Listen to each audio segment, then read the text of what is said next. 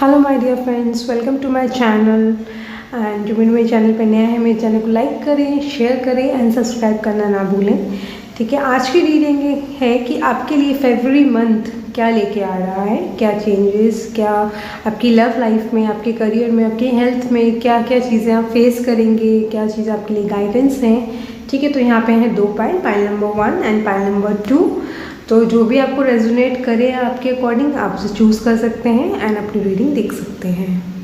सो ये है pile number 1 की रीडिंग। जिन्होंने भी पाइल नंबर 1 चूज़ करिए, देखते हैं उनके लिए फरवरी मंथ क्या लेके आ रहा है, क्या चेंजेस, क्या उनकी हेल्थ, रिलेशनशिप्स, करियर में क्या उनके लिए फरवरी मंथ लेके आ रहा है। जिन्होंने पाइल नंबर 1 चूज़ करिए, please my universe please tell me pile number 1 के लिए फरवरी मंथ क्या लेके आ रहा है। Page of pentacles, ace of pentacles,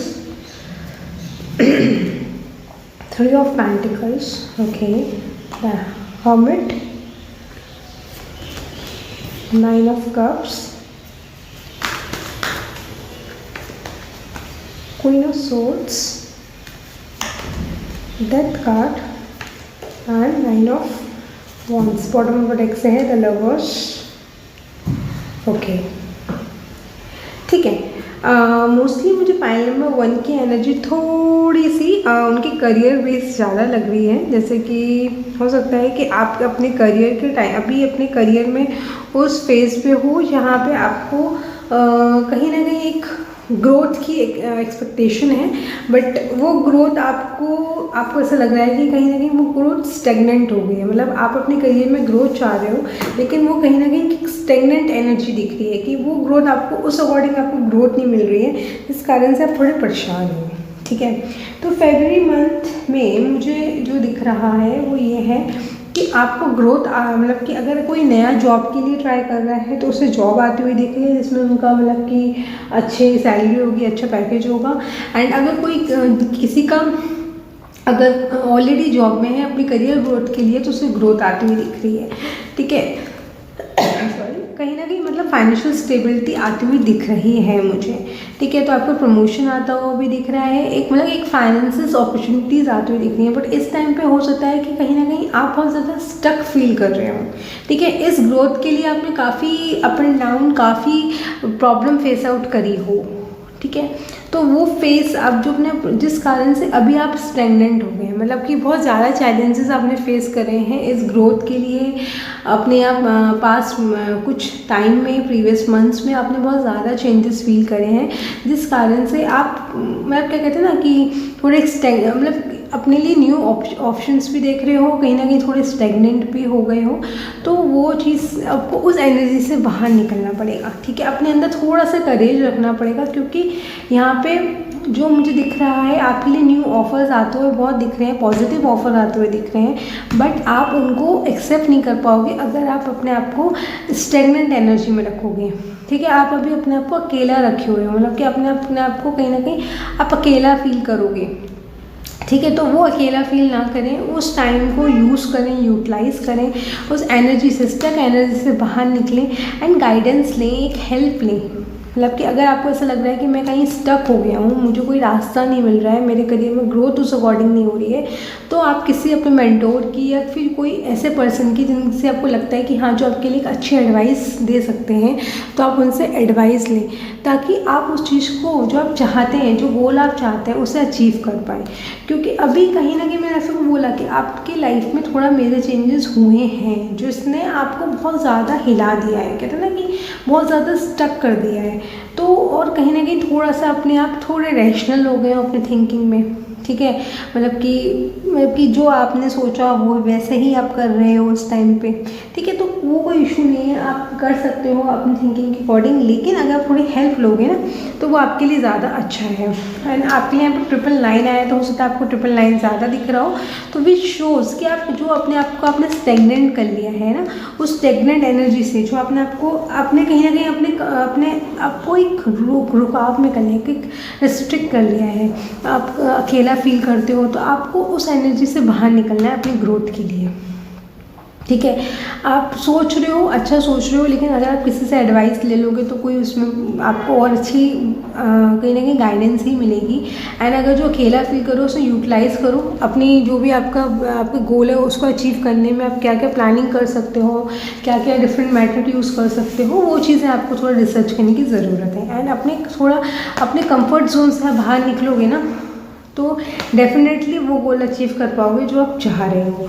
थोड़ा प्रैक्टिकल थिंकिंग रखो, इमोशनल हो, लेकिन आप अपने आप को स्टेगनेंट एनर्जी से बाहर निकालो, वो आपके लिए ज़रूरत है, ताकि आप जो फाइनेंसेस आप चाह रहे हो उसमें आपको उस अकॉर्डिंग ग्रोथ मिले। ठीक है, और देखते हैं फरवरी मंथ आपके लिए क्या ला रहा है। फरवरी मंथ फाइनल मंथ के लिए क्या ला रहा है। ओके, देखिए 10 of pentacles, 8 of swords, 7 of wands and 6 of wands। देखिए, जैसे मैंने आपको बोला कि कहीं ना कहीं आप थोड़े स्टक हो रहे हो, जिस कारण से आप अपने ऑफ़र को एक्सेप्ट नहीं कर पाओगे। जो ऑफ़र से आपको फाइनेंशियली एक कहते हैं ग्रोथ मिल सकती है, वो ग्रोथ कहीं ना कहीं आप मिस कर दोगे। अगर अगर अपने आप को आप ज़्यादा रिस्ट्रिक्ट करोगे ना तो उस ग्रोथ को कहीं ना कहीं मिस कर दोगे। तो आपको ज़रूरत है इस एनर्जी से बाहर निकलने की। ये एनर्जी वो है जो आप कितना कि आप आंखें बंद आपने कर ली हैं जैसे, तो आपको रास्ता नहीं मिल रहा है कि मैं कैसे ऑफ़र को, जो मेरे पास अपॉर्चुनिटी आ रही है, फिर कैसे मैं ग्रो कर सकता हूँ। तो आपको थोड़ा शांत होने की ज़रूरत है। थोड़ा शांत होकर अपने अगर आप थोड़ा एनालाइज करोगे ना तो डेफिनेटली आप वो चीज़ों को देख पाओगे कि आपको क्या वे आउट आपको निकल पाएगा। और कहीं ना कहीं आप अगर थोड़ा सा ये भी मुझे दिख रहा है कि आप अभी इस टाइम पे ना काफ़ी चीज़ें एक साथ हैंडल करने का कोशिश कर रहे हो, मतलब कि कंफ्यूज हो रहे हो कि ये करूँ कि वो करूँ, जिस कारण से आपको रास्ता ही नहीं मिलेगा। इतना कन्फ्यूजन रहोगे तो रास्ता नहीं मिलेगा। तो इसलिए थोड़ा सा अपने आप को शांत करो, सब चीज़ें एक साथ ना करने के चाहिए। 1-2 गोल बनाओ, ठीक है, माइनर गोल बनाओ, छोटे छोटे गोल्स बनाओ, ताकि वो अचीव होंगे तो धीरे धीरे आपके मेजर गोल्स में कन्वर्ट होंगे।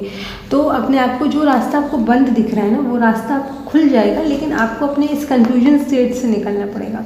क्योंकि आपको डेफिनेटली, आप अगर प्लानिंग से काम करोगे तो आपको विक्ट्री मिलेगी, ठीक है, एंड आप इंजॉय करोगे। आपको जो फाइनेंशियल स्टेबिलिटी चाहिए ना, वो फाइनेंशियल स्टेबिलिटी आती हुई दिख रही है, आपको एक अच्छा ऑफर आता हुआ दिख रहा है जो आपको एक न्यू बिगनिंग आपके लिए लाइफ में लेके आएगा, एक न्यू फाइनेंशियल स्टेबिलिटी आपकी लाइफ में लेके आएगा, ठीक है। एंड और अपने रिलेशनशिप में, अगर रिलेशनशिप में थोड़ी प्रॉब्लम चल रही है तो उस रिलेशनशिप में भी इम्प्रूवमेंट आएगा, ठीक है। एंजल गाइडेंस देख लेते हैं पाइल नंबर 1 के लिए क्या है। फरवरी मंथ के लिए पाइल नंबर 1 के लिए एंजल गाइडेंस क्या है। द स्टार, देखिए डेफिनेटली बैलेंस आपको लेके आना है, अपनी चीज़ों में बैलेंस लेके आएंगे। आपकी लाइफ में आपको, आपकी रिलेशनशिप में, आपके काम में आपको ग्रोथ मिलेगी। बैलेंस क्या लेके आना है कि जो आप सोच रहे हो अच्छा सोच रहे हो, लेकिन अगर आपको ऐसा लगता है कि वो कहीं ना कहीं मैं स्टक हो रहा हूँ तो उसमें आप थोड़ी एडवाइस ले सकते हो। उस स्टक एनर्जी से आपको बाहर निकलना है, सो दैट आपकी लाइफ में बैलेंस आएगा, ठीक है। तो ये थी पाइल नंबर 1 की रीडिंग। All the best. तो अब हम देखते हैं पाइल नंबर 2। पाइल नंबर 2 के लिए फरवरी मंथ कैसे रहने वाला है, उनको क्या, उनके job offers, career, health, relationship में उनके लिए क्या एडवाइस है। पाइल नंबर 2 के लिए क्या एडवाइस है, my dear universe please tell me. Okay, 7 of cups, 10 of wands, 4 of pentacles, 9 of cups, Wheel of Fortune, 3 of Swords, 3 of Wands,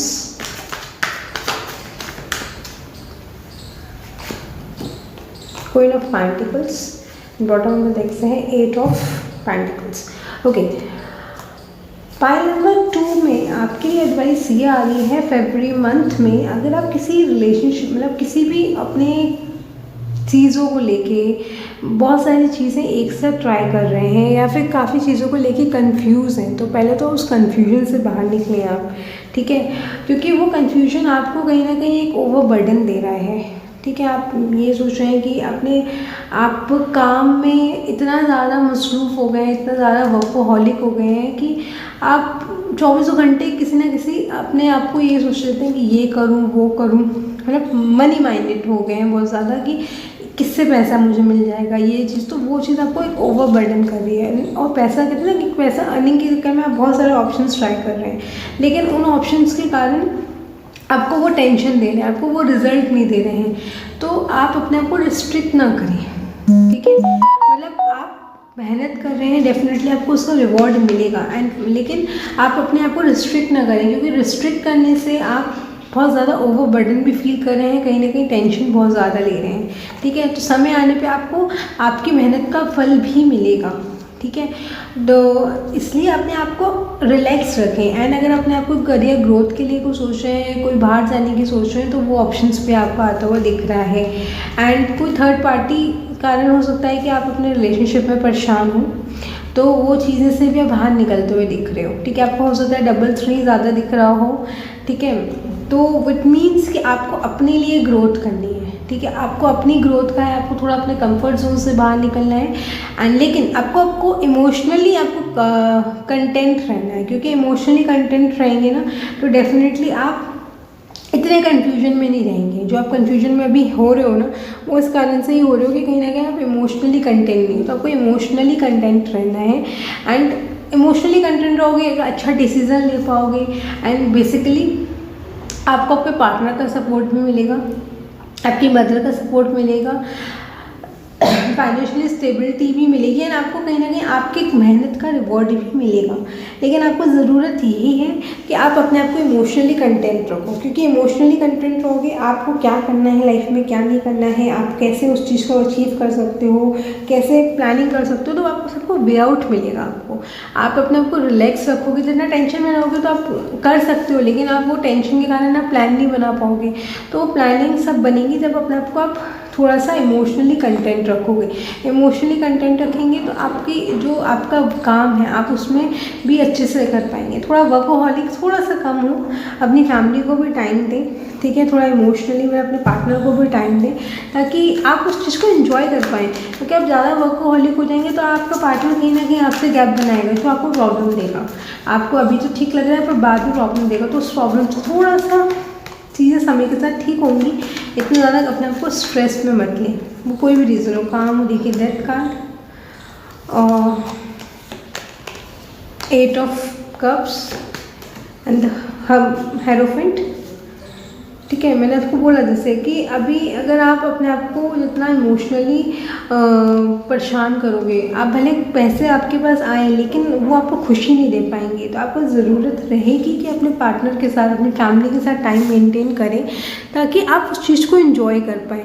वो चीज़ें जो आप मेहनत कर रहे हैं उस चीज़ को अपनी फैमिली के साथ एंजॉय कर पाएंगे। और काफ़ी लोगों के लिए मैरिज कार्ड भी है, अगर वो मैरिज मैनिफेस्ट कर रहे हैं या फिर कोई कमिटमेंट चाहते हैं तो उन्हें मिल नहीं सकता है। एंड आप अगर कोई चीज़ है जिसमें आपको बोला कि कहीं ना कहीं स्टक है, तो उस जो कन्फ्यूजन है तो आपको उस कन्फ्यूजन से भी वे आउट मिलेगा। आप किसी की गाइडेंस लें, एडवाइस लें, ताकि आप उस कन्फ्यूजन से बाहर निकलें, ठीक है। तो कन्फ्यूजन से क्लैरिटी भी आती हुई दिख रही है आपको इस मंथ में। नेक्स्ट मंथ में आपको चांसेस हैं कि आप उस क्लैरिटी में आएँ कि आपको क्या करना आपके लिए अच्छा है, क्या ग्रोथ आपके लिए अच्छी है, क्या करियर के लिए आप ले सकते हैं। एंड अपने पार्टनर को थोड़ा टाइम दें, ठीक है।